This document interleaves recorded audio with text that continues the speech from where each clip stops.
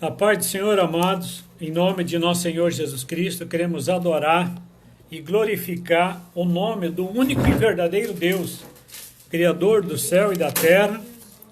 O único que existe de verdade é Jesus Cristo. No túmulo de Jesus diz aqui, esteve Jesus. Nos outros pseudo-deuses diz aqui jaz.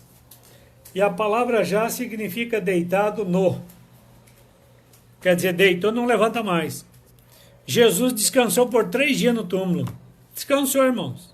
Tirou 3 dias de descanso. Aí no final do 3º dia ele ressuscita, está vivo, sentado à direita de Deus Pai. Virá para julgar os vivos e os mortos. E a mim e a você, ele dirá, vinde bendito meu Pai, que tudo está preparado. E ali entraremos no reino de Deus Pai, numa festa maravilhosa, nas bodas do Cordeiro. Eu, você e sua família somos convidados a participar dessa festa maravilhosa. E o mais interessante disso tudo, amados, é que Jesus virá nos buscar. Nós não iremos até Ele. Ele virá até nós e nos buscará.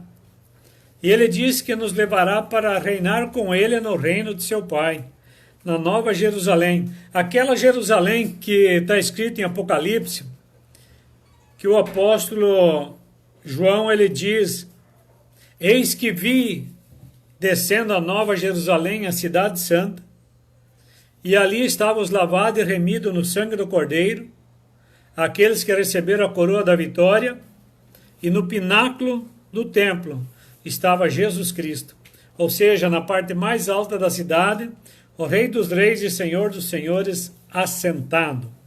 Amém, amados? Como eu tinha dito a vocês, essa semana foi uma semana que eu falei todas as noites a respeito de fé. Pois sem fé é impossível agradar a Deus. E hoje à noite eu quero falar com vocês 10 exemplos bíblicos de confianças em Deus. 10 pessoas que em momento de grande angústia e tribulação confiaram em Deus e tiveram vitória. Mas só tiveram vitória porque eles eram honestos com Deus. Eles eram obedientes à palavra de Deus. Eles se sacrificavam em favor da palavra de Deus. Eles não viravam as costas para Deus. Pai do Senhor Neide, Pai do Senhor Márcia. Em nenhum momento eles deixaram de adorar e glorificar o nome de nosso Senhor Jesus Cristo. E a Bíblia está repleta de pessoas. Só de pessoas vencedoras tem 35 mulheres na Bíblia Sagrada. Tem 35 mulheres na Bíblia consideradas heroínas. Só de mulher tem 35. Lógico, homens têm incontáveis. Mas eu quero falar aqui, rapidamente com vocês, de fidelidade com Deus em momento de tribulação. O tema de hoje é fidelidade com Deus em momento de tribulação. Tem muita gente que diz assim, eu sou fiel, pastor. Na prática, não demonstra nenhuma. Ser fiel tem um preço a ser pago. E eu quero começar falando para vocês de Noé. Até preguei esses dias à noite aqui sobre a Noé. A história de Noé e sua arca é tão impressionante que até hoje a sua veracidade é questionada pelos que não acreditam em Deus.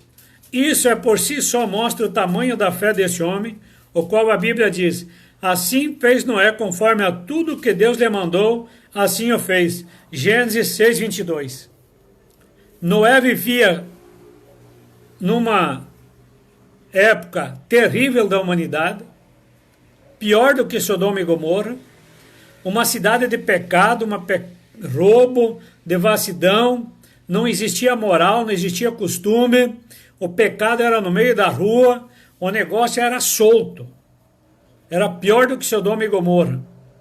E aí Deus chama Noé, e ainda manda Noé pregar a palavra de Deus para esse tipo de pessoa. Imaginem a luta que Noé passou. Eu imagino Noé querendo dizer assim, Deus, escolhe outro. Porque eu falar do teu amor para essa geração aí corrupta, incrédula, pervertida. As maior perversidade que podia ser feita era feito na época de Noé. Perversidade, imagine o que é perversidade. Acrescenta 10 vezes mais, ao ponto de Deus decidir destruir a terra. Mas naquela angústia, naquela tristeza, naquele problema, Noé foi fiel a Deus. Cumpriu durante 120 anos, pregando o amor de Deus e construindo a sua arca. Então, amados, Noé, de todos que eu vou falar aqui, foi o que demonstrou maior fidelidade a Deus em período de tempo.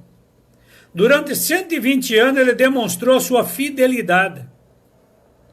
E ele começa a construir a arca com 500 anos de idade. Ele já tinha 500 anos quando ele começou a construir. Ele viveu 800 e tantos anos. Então imagine, amados, ser fiel a Deus durante 120 anos. É muita fé. Então nos prova através de Noé, que não é porque as pessoas vivem uma vida errada, uma vida de devassidão, de pecaminosidade, de barbaridade, de roubo, de corrupção, que nós devemos viver igual. Amado, se tem um pássaro que me chama a atenção e eu fico boquiaberto, sabe qual é o animal? A garça. A garça é o animal mais branco que tem de plumagem. Pode pesquisar na Bíblia, na internet. A garça só se alimenta no mangue.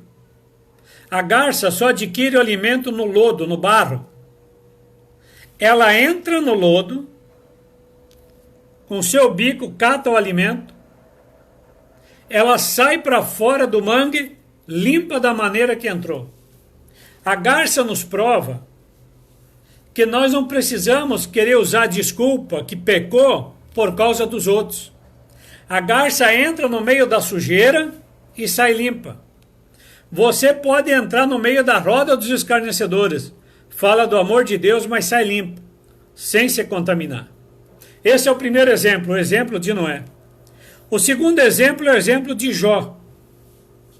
Jó teve uma vida de fidelidade com Deus, que Jó é mencionado por Cristo Jesus.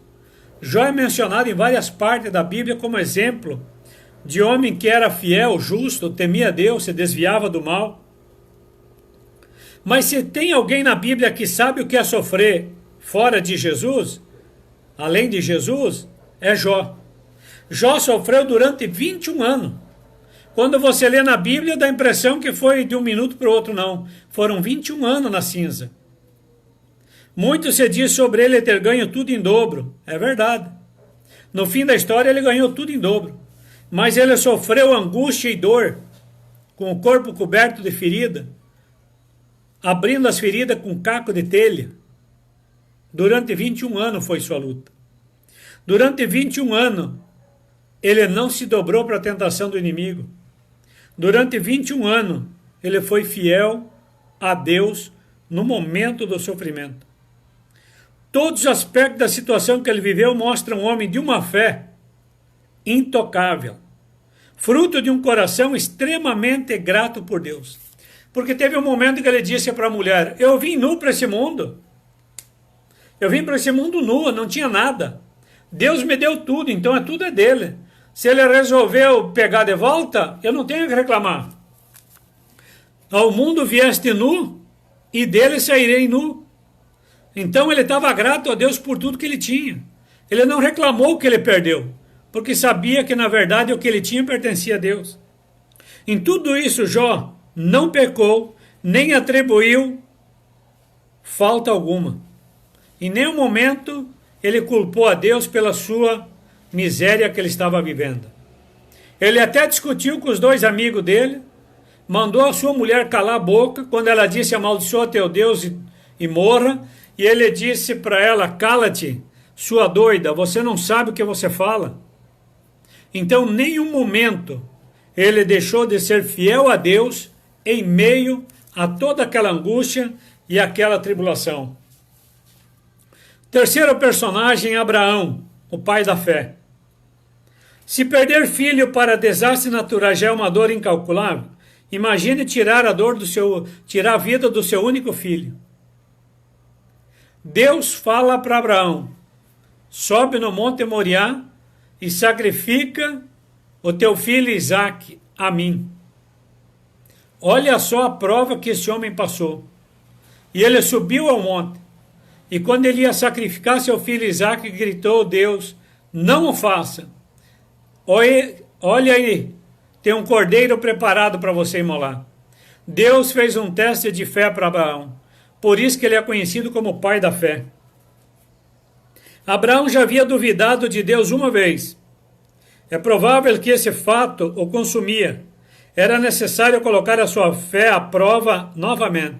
Sabe quando ele duvidou de Deus? E isso consumia ele? Quando ele deitou com a sua escrava Agar e teve o filho Ismael. Ali ele pecou porque ele não acreditou na promessa de Deus. Isso consumia ele. E aí quando Deus colocou ele à prova se verdadeiramente ele amava a Deus, pedindo Isaque como sacrifício, ele tinha que mostrar para Deus que verdadeiramente ele amava. E ele ia sacrificar Isaque. Mas Deus providenciou o cordeiro e livrou Isaque daquele momento. Estar disposto a fazer o impensável é uma das características de um homem de fé. E aconteceu depois dessas coisas que provou Deus a Abraão e disse-lhe: Abraão, e ele disse: eis-me aqui, Gênesis 22, 1. Deus é poderoso, Deus é maravilhoso, Deus é glorioso. Deus nunca deixará você na mão. Porque na hora da tribulação é que você passa na prova, no vestibular. Porque quando está tudo bem é fácil de dizer que confia em Deus, é fiel a Deus. Mas é na hora da tribulação que ele prova a tua fidelidade. Quarto personagem, José. Se a traição dos próprios irmãos não é suficiente para provar uma fé, que tal ser preso e tentado por uma mulher do homem mais poderoso da terra do Egito, a esposa de Potifar? Foi traído pelos irmãos, jogado num buraco, vendido pelos amalequitas, comprado como escravo, trabalhando como escravo, agora é tentado pela mulher. Ele é condenado à prisão por uma mentira. Ele agora se torna o líder dos prisioneiros. Ele tem a chave da cadeia. E a Bíblia diz que dentro da cadeia teve prosperidade, porque o alimento que eles gastavam começou a sobrar. Ninguém passava fome, mas o alimento se multiplicava por causa da fidelidade e a honestidade de José. Quando teve a oportunidade, Deus chama ele para interpretar o sonho de Faraó. E ele se torna governador de Egito. Por quê? Porque mesmo quando os irmãos venderam ele, e quando ele era escravo de Potifar, ele não reclamava e não murmurava de Deus e não amaldiçoava a Deus pela sua condição. Mas naquela condição, ele dava provas a Deus da sua fidelidade e o amor que ele tinha a Deus e sabia que a qualquer momento Deus o livraria daquela situação. Quando sabemos exatamente contra quem estamos pecando e quem de fato é o Senhor de nossas vidas, podemos expressar como ele: ninguém há maior do que eu nesta casa, e nenhuma coisa me vedou, senão a ti, porque tu és sua mulher. Como, pois, faria eu tamanha maldade e pecaria contra Deus? Gênesis 39, 9. Quando Potifar olha para ele e diz assim: José, confessa. Eu acredito em você, confessa o pecado. E aí ele faz essa falha e diz: pecaria eu contra Deus? Ele não disse pecaria eu contra você, Potifar. Ele disse pecaria eu contra Deus? E ali Potifar tinha certeza que José não havia pecado. Mas ele, como governador, tinha que cumprir a lei. Mesmo que no fundo do seu coração sabia que José era inocente. José nos dá uma prova tremenda, que mesmo quando somos traídos, nós nos mantemos fiel e amigo de Deus. Porque você é traído por pessoas que se dizem teus amigos. Você só é traído por quem você confia. Mas nesse momento, eu digo para você, Deus jamais trairá você. Então vigia para que você não traia a nosso Senhor Jesus Cristo. Porque Ele é o único que tem a chave da vitória na sua mão. A quinta pessoa que eu quero falar é uma mulher. Quero falar de uma prostituta. A prostituta mais famosa da Bíblia Sagrada, Raabe. A mulher que não tinha esperança na sua vida, era maltratada pelo seu pai, amaldiçoada pela sua família, mas a sua família se alimentava através do dinheiro que ela ganhava da prostituição. Imaginem a vida de Raabe, irmãos. Ela tinha que se prostituir, trazer o alimento para casa e ainda era escrachada pelo seu pai, maltratada porque ela era prostituta. Ela tinha uma vida terrível, uma vida miserável. Se fosse nos dias de hoje, com certeza essa mulher teria pulado a terceira ponte há muito tempo. Mas ela amava a sua mãe e o seu irmão de tal maneira que ela se prostituía para garantir o alimento deles, para eles não morrer de fome. Raabe não sabia, mas o amor que ela sentia pela família já havia agradado o coração de Deus. Mas, pastor, ela era uma prostituta? Mas Jesus disse que ele veio, foi para as prostitutas, para os ladrões, para os bandidos, para os mendigos, para os pobres, para os miseráveis. Ele veio para os perdidos.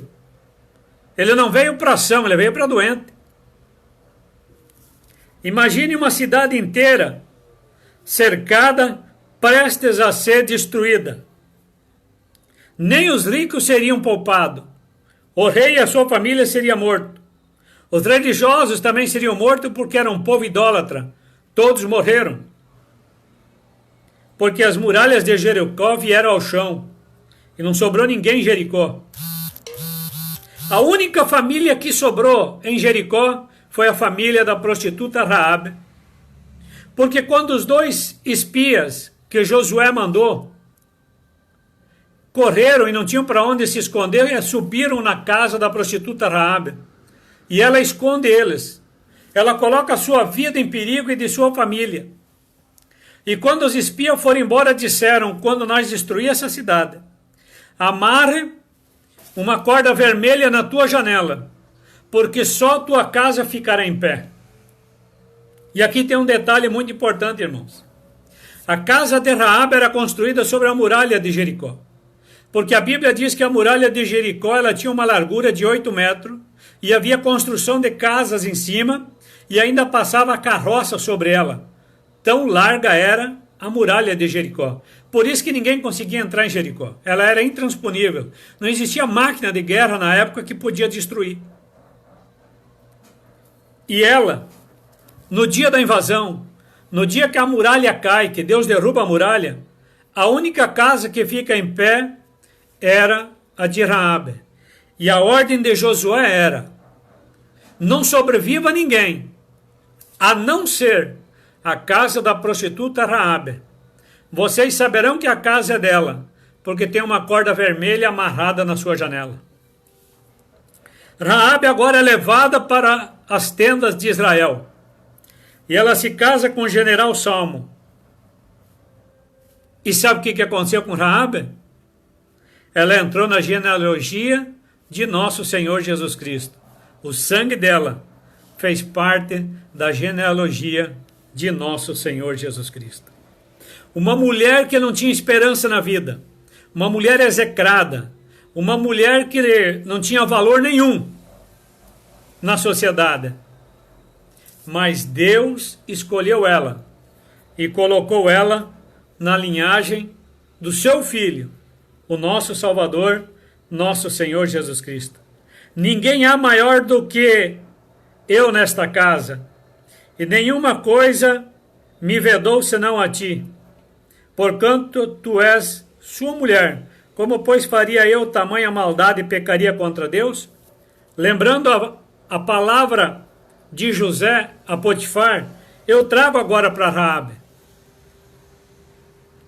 Ela poderia ter entregado os espias para os soldados e teria ganhado um dinheiro. Teria ganhado uma recompensa, porque havia uma grande recompensa pelos 2 espias.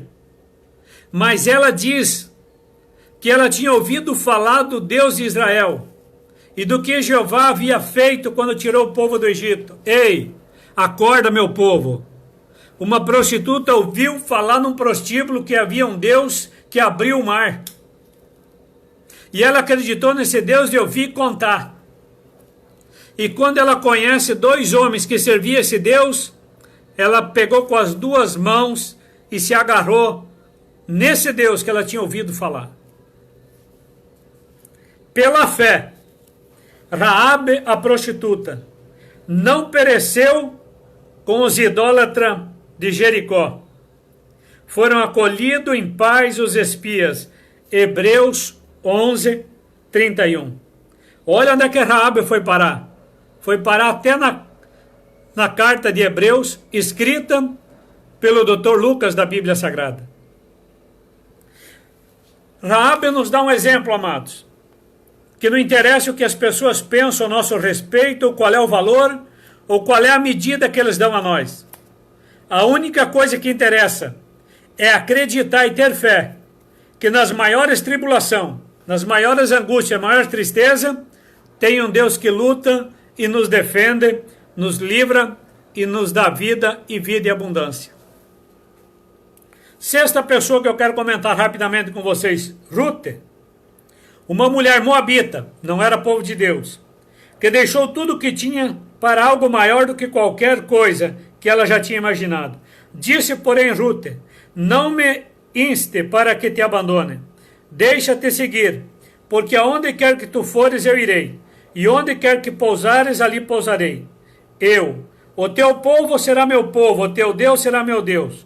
Onde quer que morra, eu também morro, e ali serei sepultada junto de ti. Faça-me assim o Senhor, e outro tanto, se outra coisa não seja. Moabita. O povo de Moabe servia a Dagom.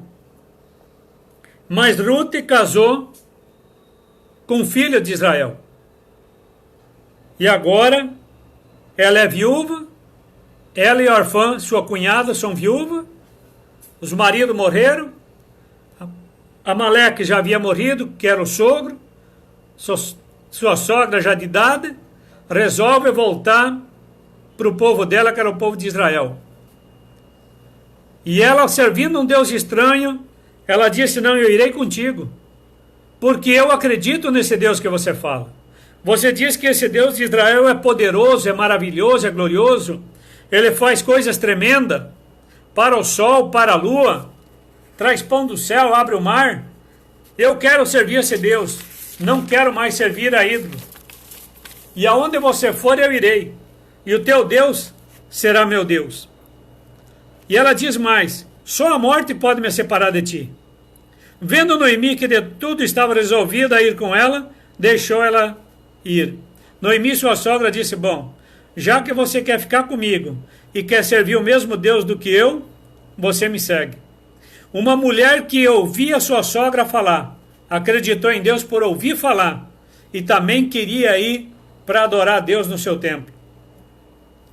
E ela entra na genealogia de nosso Senhor Jesus Cristo, porque através dela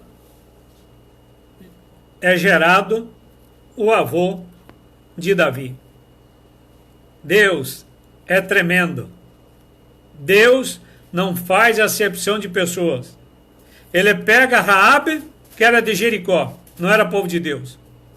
Pega uma moabita, que não era do povo de Deus, e traz para a genealogia de nosso Senhor Jesus Cristo, para provar.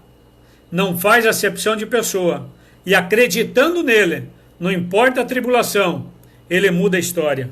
A terceira é a Esther, a rainha Esther, a Radassa, a menina de 15 anos que foi levada para ficar no harém do rei.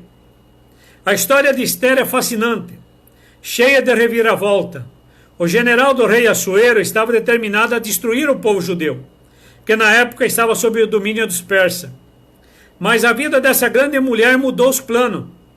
E disse, se bem parecer ao rei, e se eu achei graça perante ele, e se esse negócio é reto diante do rei, se eu lhe agrado aos seus olhos, escreva-se que se revoguem as cartas concedidas por Amã, filho de Amadeta, o Agita, as quais ele escreveu para aniquilar o povo judeu que estão em todas as províncias do rei. Esther 8:5. Esse comandante do exército queria destruir o povo de Israel no terceiro dia do ano, que era o dia de Nissan, do mês de Nissan. E ali ele faz uma forca de 50 metros de altura para enforcar o tio de Esther, porque Mardoque, ele não dobrava o joelho a ele.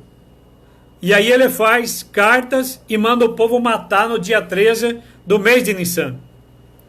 E aí ela faz um jejum de 3 dias, o povo judeu jejua 3 dias, ela vai até o rei Assuero, seu marido, e pede a ele.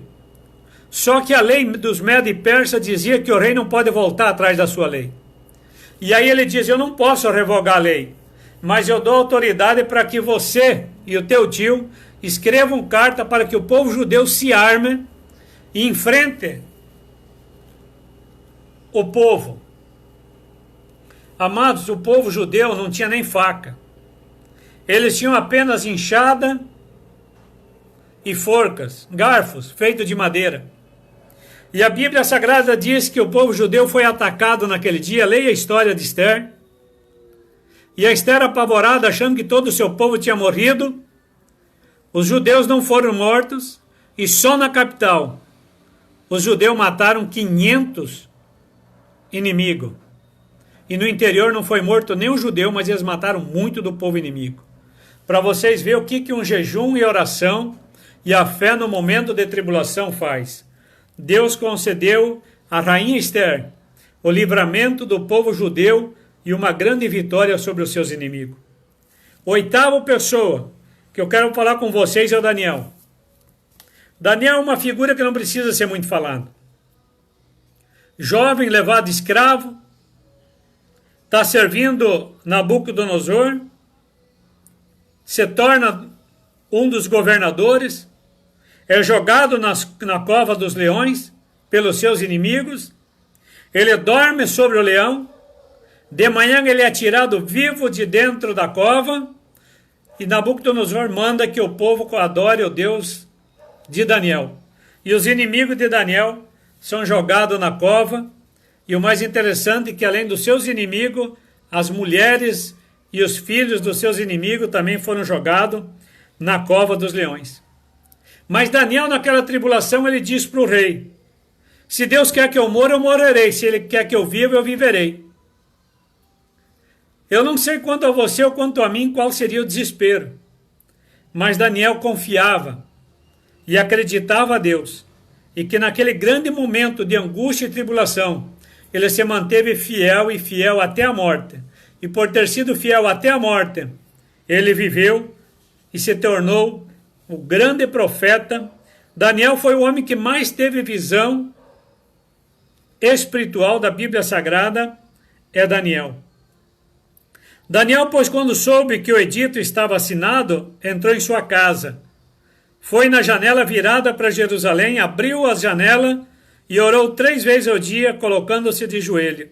E dava graças a Deus por tudo, porque ele fazia isso todos os dias. Oração, amados, é um cartão de crédito com Deus. Quanto mais você ora, mais crédito com Deus você tem. A 9ª pessoa que eu quero falar é Elias, o homem que mandou fogo do céu e lambeu o holocausto e matou os 400 profetas de Baal. O homem que estava foragido de Raabe com medo de morrer. Ele enfrenta, faz o desafio, Deus mostra quem é o Deus de Israel, ele mata os 450 profetas de Baal, e os 400 profetas de Acera, você lê aí, que eles tinham 450 de Baal e 400 de Acera. Os de Acera fugiram antes que os 450 de Baal tivessem terminado de morrer, eles fugiram. Por isso que tem muito falso profeta aí, são os profetas de Acera. 2 Reis 1, 14 e 15. A Bíblia Sagrada diz que Elias olhou para o céu e disse, não choverá até o dia que eu mandar chover. Isso é fé, amados. Isso é fé. Depois ele sobe a montanha, depois de 3 anos, e ele diz para o moço que estava com ele, vai olhar para o céu, e o moço veio 6 vezes e disse, sol está de rachar. Na sétima vez ele volta e diz assim, uma nuvem do tamanho da mão do homem. Ele diz, vai e avisa Acabe, para ele correr para o palácio, porque está vindo uma abundante chuva. E o moço diz, mas é uma nuvem do tamanho da mão do homem. Ele diz, mas eu já posso sentir uma imensa chuva vindo do céu. Isso é fé. Apenas um sinal de uma nuvem do tamanho da mão do homem já era o suficiente pela fé que Elias tinha em Deus. Elias, profeta maravilhoso. E o 10º que eu quero falar para vocês é Paulo. Paulo, um homem tão apaixonado pelos perdidos, que ele literalmente teria pisado sobre vidros quebrados apenas para alcançar uma pessoa. Paulo não media os esforços. Foi chicoteado, esbofeteado, foi jogado para fora dos muros como morto, foi colocado num cesto, largado da muralha para baixo para fugir, para não morrer. Paulo passou todo tipo de atribulação, foi mordido por uma cobra na ilha de Malta e não morreu. Paulo se tornou o grande missionário dos últimos tempos, o último grande missionário da Bíblia Sagrada. Mas Paulo respondeu, que fazei vós chorando e magoando-vos o meu coração? Porque eu estou pronto não só para ser ligado, mas ainda a morrer em Jerusalém pelo nome do Senhor Jesus Cristo. Atos 21, 13. Fidelidade, obediência, amor e cumprimento da palavra transformaram esses homens e mulheres em grande exemplo da Bíblia Sagrada. Mas tem algo, amados, que me chama muita atenção nesses 10 personagens quando você lê a história deles. Provérbios 3, 9 e 10 diz assim, honrando a Deus, honra o Senhor com os teus bens e com as primícias de toda a tua renda, e se encherão fartamente os teus celeiros e transbordarão de vinho os teus lagares. Só faz isso quem tem fé. E é no momento de escassez é que se demonstra fidelidade a Deus. Aquela viúva só tinha 2 moedas, mas ela demonstrou a fidelidade dela e honrou a Deus, colocando no gasofilácio as 2 moedas que ela tinha. Malaquias 3,10 diz, trazeis todos os dízimos à casa do tesouro, para que haja mantimento na minha casa. E provai-me nisto, diz o Senhor dos Exércitos, se eu não vos abrir as janelas do céu e não derramar sobre vós bênção sem medida. Deus dizendo, faça prova de mim, e eu provarei e demonstrarei na prática a tua fé, a tua fidelidade para com Deus. Deuteronômio 28, 12.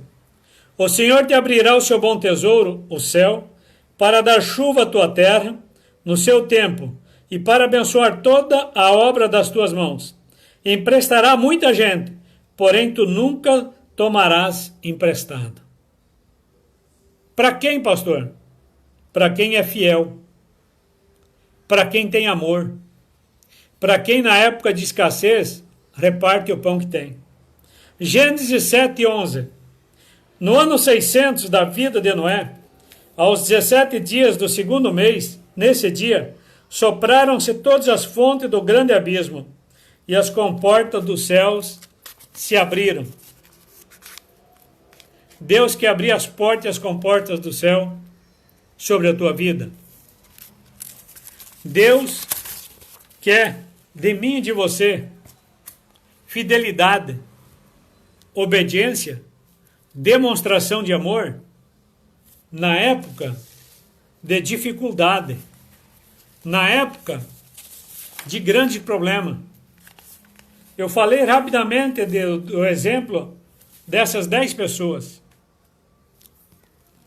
mas tem centenas de exemplos na Bíblia Sagrada de homens e mulheres que arriscaram a própria vida e foram fiel a Deus em meio às maiores tribulações, nas maiores escassez, quando Jerusalém, o povo estava passando com fome, o povo arrecadou em Colosso uma grande oferta e deram para Paulo levar para Jerusalém para alimentar o povo de Deus. E aquele povo prosperou. Eles nem conheciam o povo de Jerusalém, mas mandaram muita moeda para comprar alimento para o povo de Deus. E esses exemplos que eu mostrei para vocês aqui, honrando a Deus, honra o Senhor com teus bens e com as primícias de toda a tua renda, e se encherão fartamente o teu celeiro e transbordarão de vinho os teus lagares. Todas as noites eu profetizo na tua vida e da tua família, e oro na madrugada pela tua família, pela minha família, e eu sempre profetizo algo parecido com Provérbios 3, 9 e 10. Salmo 112, versículo 3. Bens, riqueza e justiça de Deus nunca faltará dentro da tua casa e da minha casa. Toda noite eu peço que vocês compartilhem essas mensagens com os amigos de vocês no Facebook. E no final da mensagem de ontem, nos comentários, vocês podem ler lá. Um rapaz da cidade Alegre, aqui do estado, ele colocou um depoimento de uma bênção que ele recebeu. Está lá para vocês lerem. Ele colocou no seu comentário. É um rapaz de Alegre, irmão da Camila. Ele colocou lá no comentário: Deus te abençoe, o povo de Alegre, lá no interior do estado. E ele colocou aí que ele recebeu a bênção através do nosso ministério. E muitas outras pessoas têm recebido bênção. Mas hoje à noite, amados, eu quero fazer um pedido a vocês. Um pedido muito especial.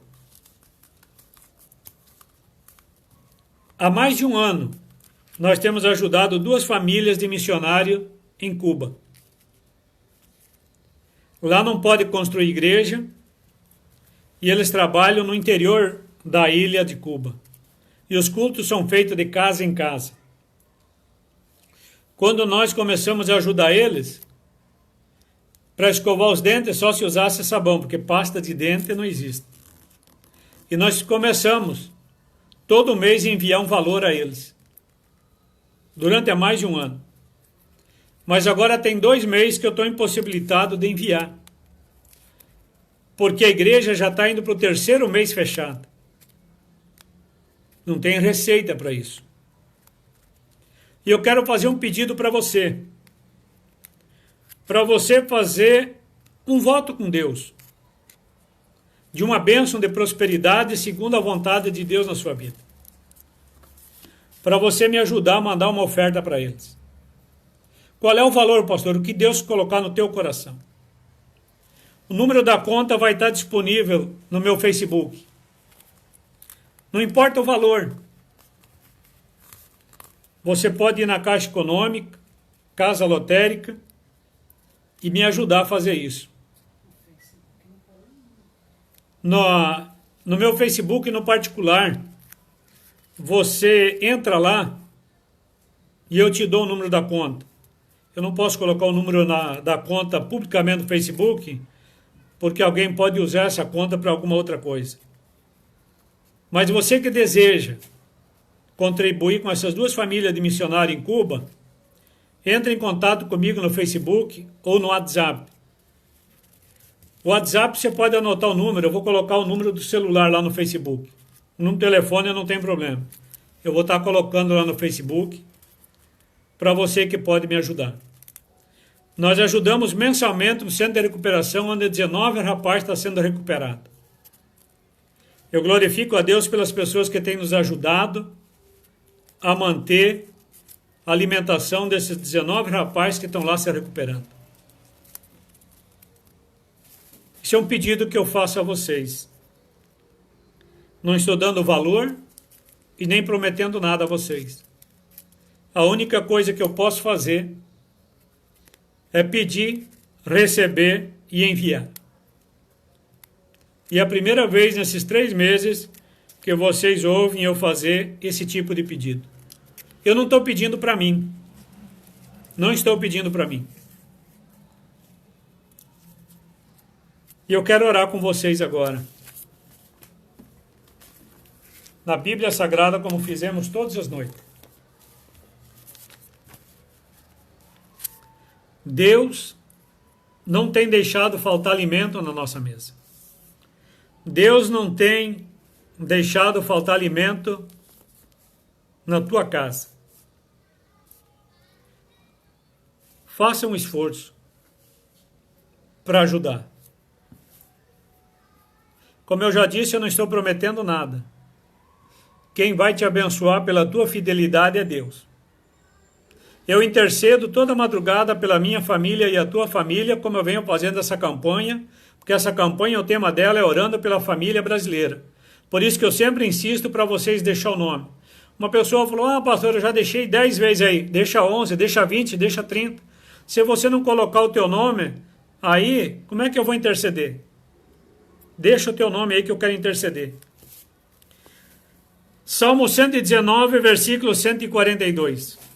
A tua justiça é justiça eterna, e a tua lei é a própria verdade. Sobre mim vieram tribulação e angústia, todavia os teus mandamentos são o prazer na minha vida. Eterna é a tua justiça, dos teus testemunhos dá-me inteligência, e eu viverei. De todo o meu coração eu te invoco e o Senhor me ouve. Observo todos os teus decretos. Clamo a ti e o Senhor me salva. Guardarei todos os seus testemunhos. Antecipo-me ao amanhecer do dia e clamo. Na tua palavra espero todo dia confiadamente. Os meus olhos antecipam as vigílias noturnas para que eu medite na tua palavra. Aqui, amados, é o que nós fizemos na madrugada. Já nos antecipamos. Na madrugada eu oro e clamo pela minha família e a tua família, para que o dia seja abençoado, seja guardado, seja protegido, seja defendido por Deus. Para que a tua família vá bem e a minha família vá bem, eu já me antecipo, como diz aqui na palavra, já oro na madrugada. Ouve, Senhor, minha voz segundo a tua bondade. Fortalece-me segundo os teus juízos. Amém, amados? Deus fortalece a mim e a você. Deus fortalece a minha família e a tua família. E eu reforço esse pedido de ajuda a vocês para contribuir para essas duas famílias de missionários lá em Cuba. Manda mensagem no particular, no Facebook para mim, e eu vou colocar meu número lá que você pode ligar ou mandar o WhatsApp para mim. Eu estou pedindo a vocês essa ajuda para ajudar. Amém, amados? Pode ficar tranquilo, eu não vou comprar carro novo, não vou comprar mansão, iate, nem helicóptero, muito menos avião. É para ajudar realmente quem está precisando. Deus abençoe vocês. Até amanhã à noite. Domingo à noite é o encerramento desse tema, fé. Porque sem fé é impossível agradar a Deus. E eu tenho certeza que pela tua fé, você vai compartilhar essa mensagem para muitas pessoas serem alcançadas por amor a Cristo Jesus. Amém?